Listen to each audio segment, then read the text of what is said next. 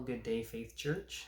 Carrying on our devotional series here, and we're looking at 2 Kings chapter 4, and a couple little stories here of Elisha, just helping out kind of regular old people with just life situations. And so I just called this devotion God Cares. God cares about things that happen to us in life. And so we're going to look at these. So the first one is Elisha and the widow's oil.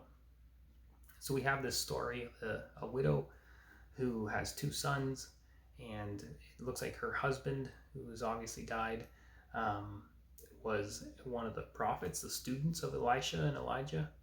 And so she kind of goes to Elisha, and she's in this situation where she hasn't been able to pay her rent. She's very poor in that society. As a widow, you would have almost nothing.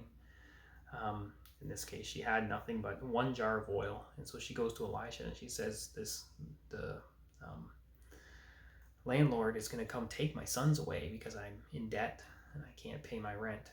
And so Elisha says, "What do you have?" And she says, "All I have, all I own is this one jar of oil." And so Elisha says, "Go and borrow as many jars as you can, empty jars. Borrow from all your friends and family, anybody that'll let you borrow a jar, and then come in and so come back." And so they come back and they shut the door, and he says, "Start to pour." And they pour this oil out and they fill all those jars. And olive oil at the time would have been expensive. It was used for many things. And so she pours out, and she just has this huge amount of oil and takes it to the market and sells it and gets the money and is able to go and pay off her debts and ensure that her sons aren't made slaves. And so just as I read that story, a couple things came to mind. I thought, one, just God cares about our day-to-day things. I mean, whether it's rent or a mortgage or whatever it is, we have to live somewhere, and it costs something. And so God cares about that. He cares about our families. He cares about food. He cares about provision.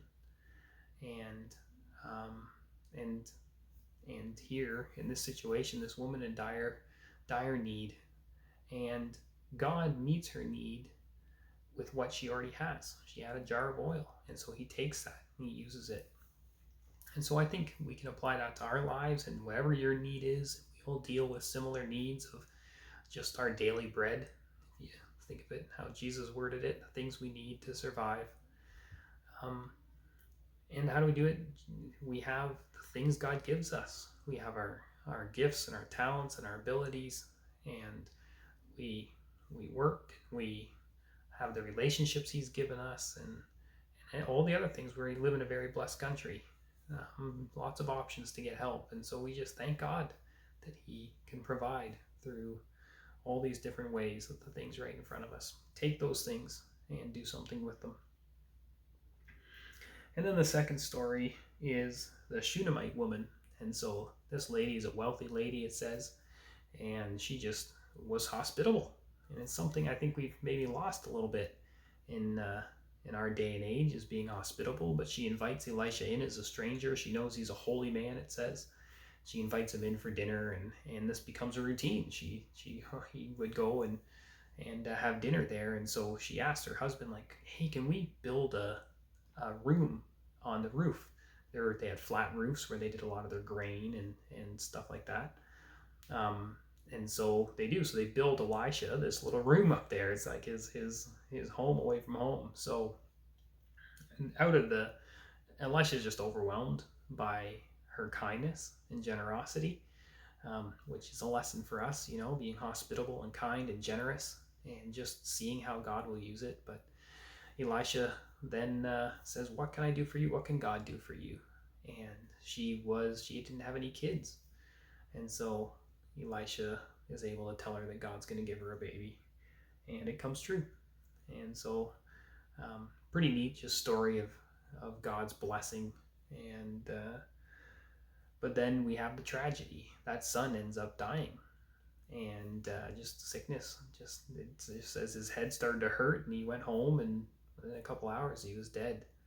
And so she rushes to find Elisha, and she finds him, and he can tell she's distraught, and Um, and so, but he says, the Bible says that God hadn't told him. He didn't know this had happened. God hadn't let him know. So he's trying to figure out, like, what is this, Lord? Are you going to heal this child? Are you not? So Elisha sends his staff with his servant and thinks, try that. And the servant goes and lays the staff on the boy. As Elisha's kind of falling behind, and nothing happens. Elisha gets there and he goes in and he shuts the door and he prays to God. He's seeking the Lord. I think often we look at these stories and the prophets just seem to kind of just say the word, but I like it when you see these stories where you see how much they seek the Lord. Like Elijah on Mount Carmel is another example of where you really see them seeking the Lord for an answer.